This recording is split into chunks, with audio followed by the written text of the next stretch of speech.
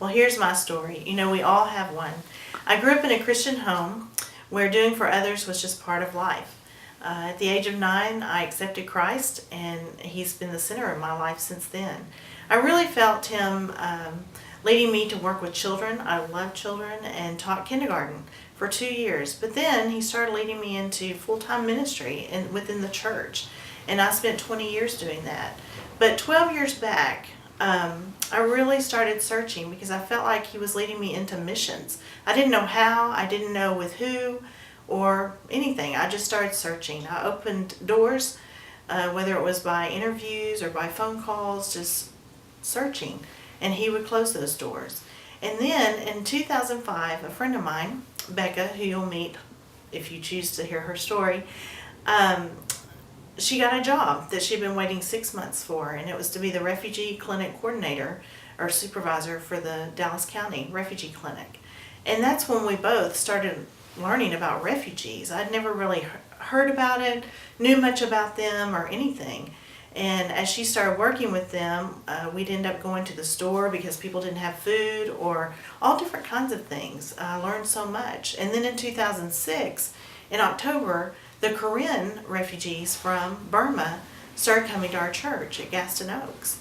And that's when we got to know them, got to befriend them, and understand the struggles that they went through.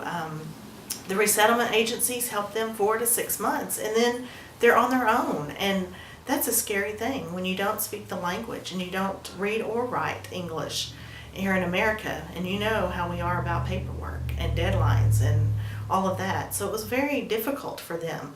And as we helped them along, the Lord just led us to start our own nonprofit.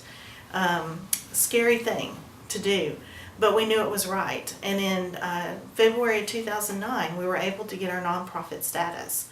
Now, we were both still working full-time jobs and helping them at nights and on weekends. And then He really pushed to quit our jobs. For me, that was very hard. Becca was ready way earlier than me.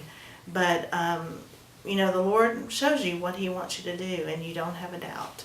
So we both quit our jobs, and we started full-time in ministry with the Korean. Now, at first, when we started, we thought we would, help all refugees from whatever land. But as we understood the cultures are so different that we really need to stay with one culture. And so for right now, we really feel led to minister to those that are from Burma, whether they be Korean or Karenni or Burmese. We feel led to minister with them. And so ever since June, we have had affirmation after affirmation that this is right. It is very rewarding. The people are wonderful. They're very humble. And it's exciting to help them meet the needs, help them become more self-sufficient. And that's our goal, is to help them be able to do everything on their own and feel good about it. Help them to feel self-assured. When they come here, they're very oppressed. And so we're seeing changes in their lives for the better. And that's exciting. So thank you for wanting to hear my story.